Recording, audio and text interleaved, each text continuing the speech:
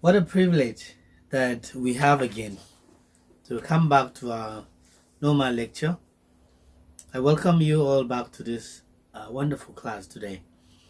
Um, last week, the week 12, we have been dealing with the different worldview assumption led to different conclusion, and we talk about different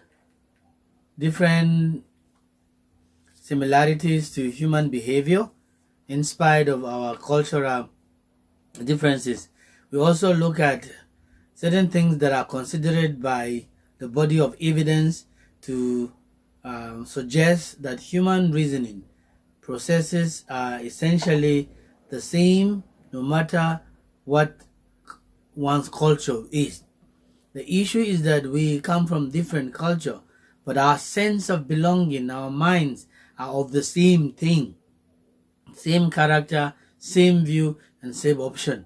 So today we're gonna still continue to talk about those reasons that are stated the human difference between this culture to that culture, and also create similarity in the way we react, we talk, and we think, and we also suggest.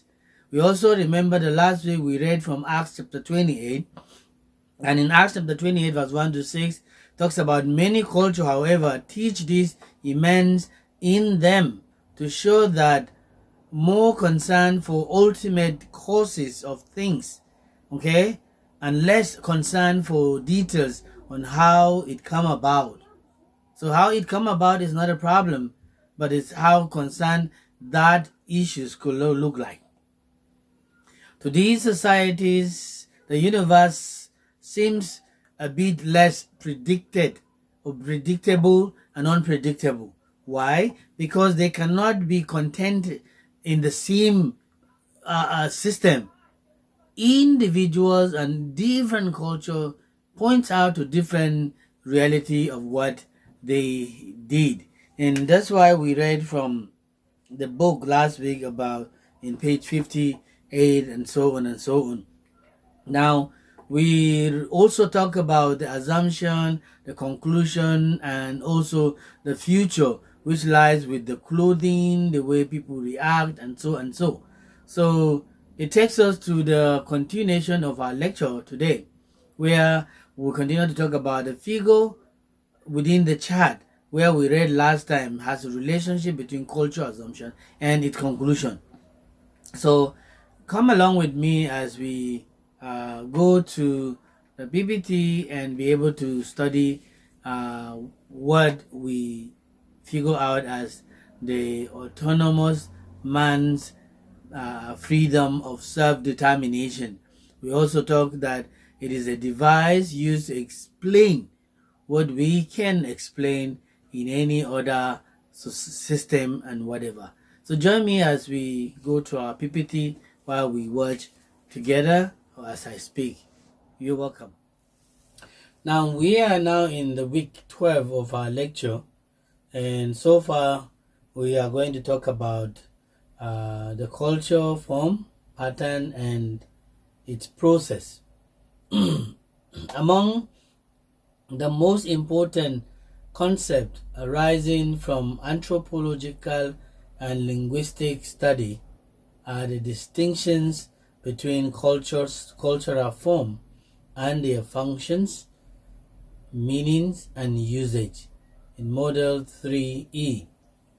Now, function is something different. A cultural form, the cultural function, and sometimes the meaning of the culture, word, and things matters also to the community. So we're going to deal with these one at a time as time will continue to give us what we need to know. The discussion of these cultural future lays the groundwork of cultural changes according to our models of discussion. Now, permit me to read from where this passage tells us that every form and function and meaning and usage are vital and important. And so a very important submodel of the cultural concept is one that enables us to distinguish between the component entities of culture and the purpose that distinguish between the component entities of the culture and the purpose they serve. To introduce this submodel, it will be helpful to define each of the four aspects of culture with which it deals. Note that the implication in this submodel is a basic two-way distinction between cultural forms and their functions, meanings, and usage. Many analysis simply refers to form and functions, maybe for as excellent presentation, or forms and meaning, as I shall regularly do in the following lecture. The non-form category of the distinctions is complex. It is thus useful maybe to deal with three distinctions aspects of that non-form component. Now, these are the things we are talking about, which could help us in the form and differences in the cultural pattern. The forms, functions, meaning, and usage, which is the D3 we're talking about. Now, to introduce, like I said, it's always difficult, but we can find the reliable and variables between the situation in which we can see. Okay, the usage is also correct, the cultural system looks the same, and also the purpose they serve is vitally important. Now, number one, we say the form of a culture are observed verbal parts of which it is made up. These are custom arranged in patterns or the product of these custom. Many cultural forms are conceptualizations of materials, items. Most are conceptualizations of non-materials item. Now, when you look at the book, also in page 64, you can see explanation when it talks about the items. Items such as axe, hoe, houses, clothes, automobile, dogs, people, and etc. These are concepts represented by material forms. Marriage custom, family structure, word, grammatical pattern, singing, dancing, speaking, sleeping, etc. are concepts of known materials, cultural form. Description is descriptions of some portions of that custom that is form. Cultural form in and of the same are static. They are static, but the meaning and practices do change and brings a different things in whatever we do.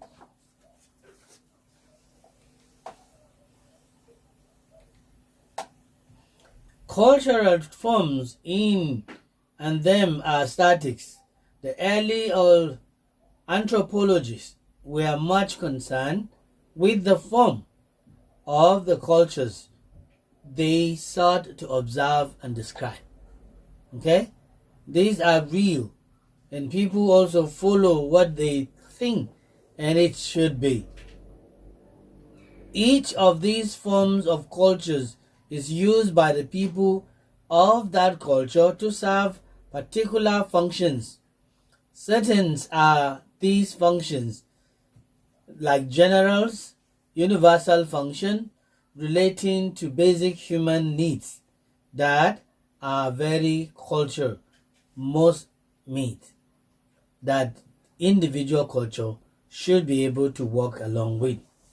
The next point is that one of the most important functions served by every cultural form is to convey meaning to the participant of a culture. Every participant really need to know, really need to observe, and really need to function based on the meaning derived from each culture that have been formed. The meaning of a cultural form consists of the totality of subject associations attached to the form.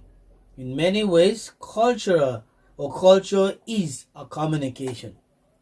People never understand where you come from, but when they find your culture so attractive and persuasive, it draws them and also makes sense in their daily life as towards what we can see. So each cultural form, therefore, is a barrier of impressions, values, attitudes, and connotations from person to person and group to group. Okay? It differs. The meaning that cultural form conjures up is the mind of those who employ them are crucial aspect of the way these forms functions in a group. Okay? Every group has its own way of functioning. Every group is designed by what its function. Every group is end or also function based on what it is all about. Like I said, from the early perspective to this perspective where we can see the cultural pattern and form in our own dispensation. Now, closely interrelated to functions are meaning, and meaning is a matter of how cultural form is used. Now, if the culture is not used properly, it sounds or it's become weird, and people will not understand the reality of it. But when culture are practiced based on its meaning and form, it also brings the mind of people into the communicational system in which we communicate. These consideration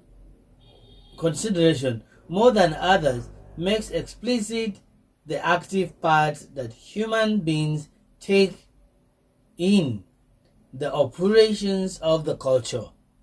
The form of cultures are relatively passive in and of themselves. Okay? In and of themselves. So let's look at what we have here.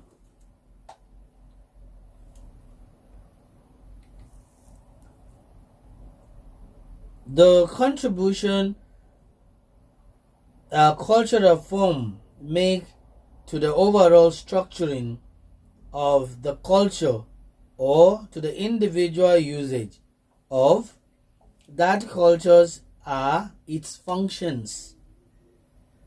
As such, form is used to play its part in relation to the other elements of the culture. It is seen as serving its function.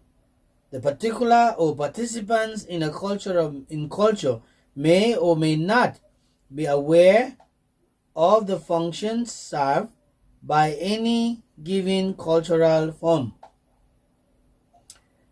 or they may be of the fact that they eat to keep alive, but not that they eat also to reduce their fear of unknown situation. It is important. It conveys the meaning, and it is a communication as likely said. The use of below that the participant in the cultural mix of the custom is also critically related to the function, critically related to the meaning attached to these forms within the cultural system. Indeed, what a given custom means is determined or is also determinable only from an observations of its functions and uses within its specific cultural context. There are apparently no cultural form that convey exactly the same meaning in any two different cultures. Okay, you can read what Nadia has given. Just as cultural forms may serve several functions at once, so they typically convey more than one meaning at the same time. Certain of the meaning below the threshold of conscience for a majority of those who use the form. Furthermore, many, if not all, of the forms of the culture will mean at least some different things to different individuals and groups within the culture. Groups within the culture. Now, permit me to read this under the cultural form, pattern, and process.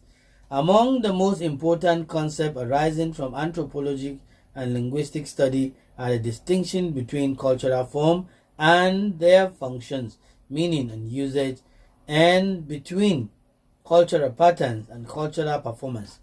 The discussion that we are doing will always come back to where we are heading. So that gives us the idea of what exactly do we want? What exactly are we looking for?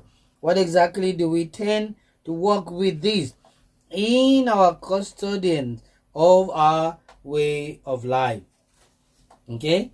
Now, even before we come to this table, I think under number 3, I should have given you this. It says, just as cultural form may serve various functions at once, so they typically convey more than one meaning to the reality, which people can see and agree. Now, a wedding ceremony within American culture, for example, probably signifies to all Americans the legitimization of the right of the couple to live, to live together and to produce and raise children together, not before but after the ceremony.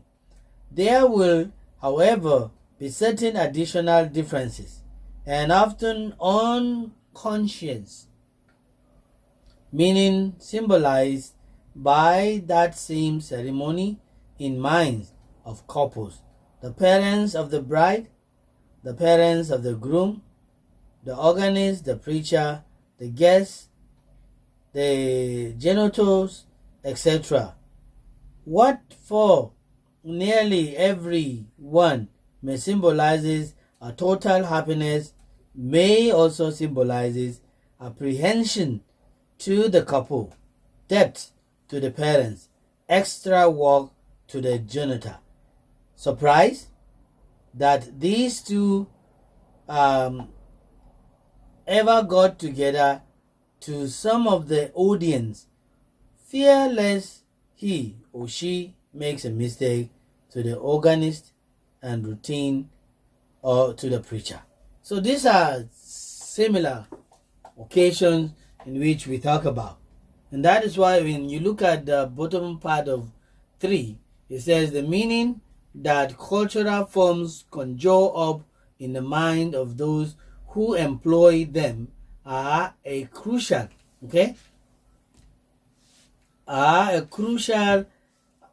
aspect of way these form function in a group. Remember the upper, they say each cultural form therefore is bearer of impression, value, attitudes, and connotation from person to person and group to group. Now it could be different from children to children. These certain children of this generation can accept, but the next generation might not be able to accept, or this generation might not be able to accept, but the next generation could be able to accept. Why? Because the situation in which they find themselves is more advanced, technological wise, and more appropriate to the situation in which they think culture can be traced, can be changed because of technology. This is right. And when you look at the fourth point we're talking about, closely interrelated to functions and meaning in matters of how a cultural form is used. I've read that before.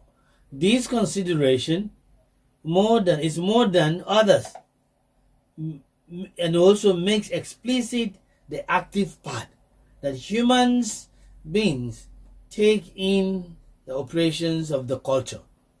Now, you don't form a culture and allow culture to rule you, but you form a culture and you take up the leadership of the culture. You work with the culture, direct the culture, lead the culture, and make the culture authentic into your system, into our system, into the reality of what we have to say something about that. Now, the cultural pattern use of the wedding ceremony to legitimize setting up of a new family may be intersected by a number of others cultural approved individual usage, and also by certain cultural disapproved usage. Nay, in other cultures, they believe on living together as long as they want until they are ready to get married, trying to find the base on their disagreement, the basis on their uncomfortable, the basis of things that can work in between them, and the basic of things that could change the situation in disposal or in reality of the marriage situation. However, the functions and what they mean are dependent upon the way active human agents employ them. Most of the ways in which forms are used are routinized through the process of cultural learning. Thus, most people within a culture employ most forms of that culture within a relatively fixed range of variations allowed by the traditions of the culture. Within this range, there is room for individual and subgroup variations in most custom.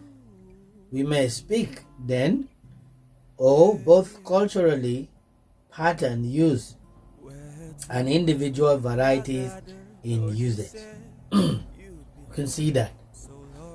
You can see what it takes. You can see how it moves, and also shows that reality in which we understand what culture could really be. The cultural pattern use of the wedding we just read, this is not what I want. It is approved. For example, for the organist and the preacher to use such a ceremony to earn money. It is culturally allowed, sometimes approved, for certain of the participants to drink to excess in many Americans' wedding celebrations. It is not unknown, though never culturally approved, for certain persons or group to use a wedding celebration as an occasion for revenge or stealing. Wow. You can see how people can go thus far in mortgaging or in destroying each one. Why? Because their reality, their tune, their mindset, it's not about what they see, it's about what has been taken advantage of. I'm sure that this pattern will give us some clue about what we need to do. It will be helpful to illustrate further how this very important model applies by designating additional cultural forms and applying the model to them. We can talk about this cultural pattern one at a time when we return from our break. And I just want you to know that whatever we're doing, we're going to take them one at a time and be able to understand what we need to know. Thank you for being part of this class, and we will go for a short break and we'll return after 10 minutes. We continue with the next class.